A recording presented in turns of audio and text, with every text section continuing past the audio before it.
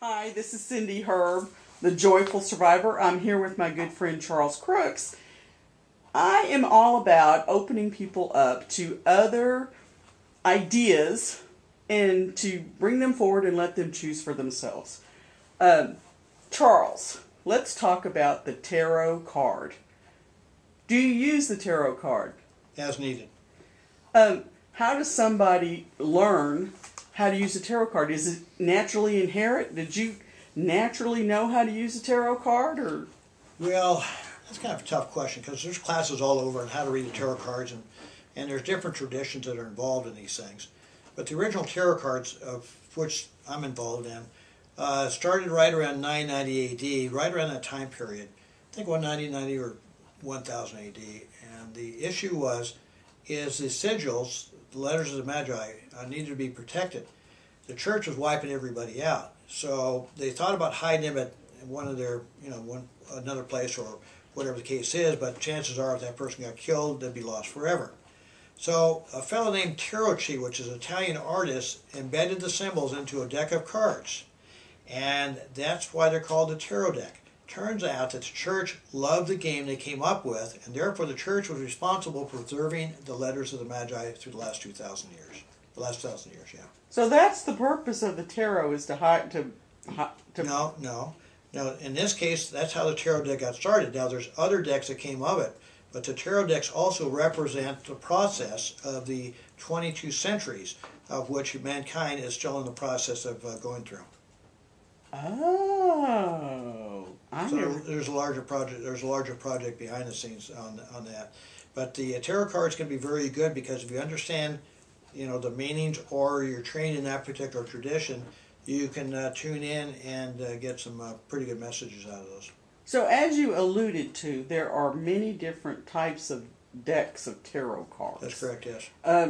But what deck do you prefer, and is there a reason for your preference? Yeah, easy and cheap.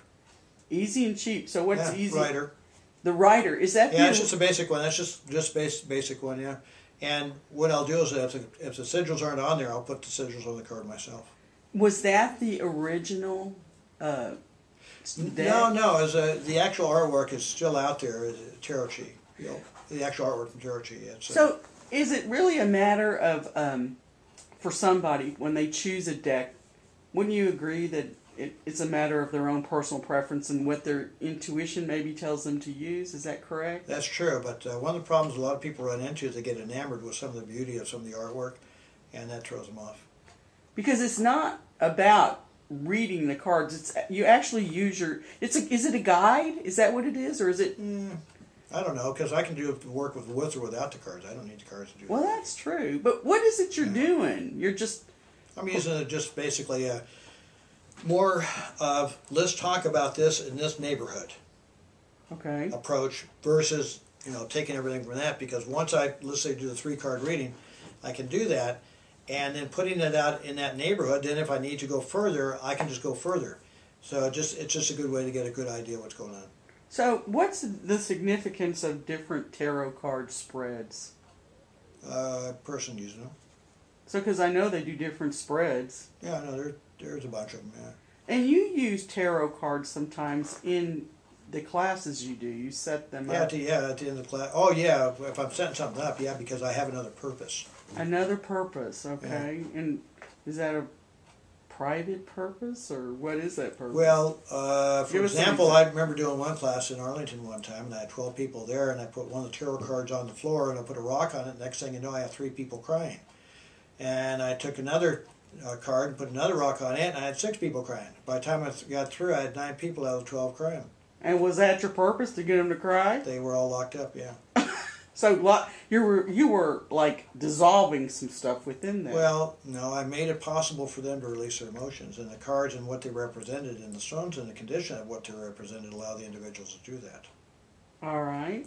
So is the 10th cell that you refer to often, is that related to the tarot? Mm-hmm. Yeah. It is. So what's the difference between a 10 cell, a 16 cell? What is that? It's a form of it's a method of training that is used, and I use the 10 cell because it's very relaxed and very open. The 16 cell has to do more with its point of inspiration. So there's a method there. There's also other cells that deal with law and other factors that are involved, but yeah, different methods, different systems. So you had said earlier that there's 22, I guess the major arcana, 22 for 22 centuries. So 10 cells, does that relate to 10 centuries No. you have to go? No. No. But is it a spread? Is that what it is, No. 10 cell? No.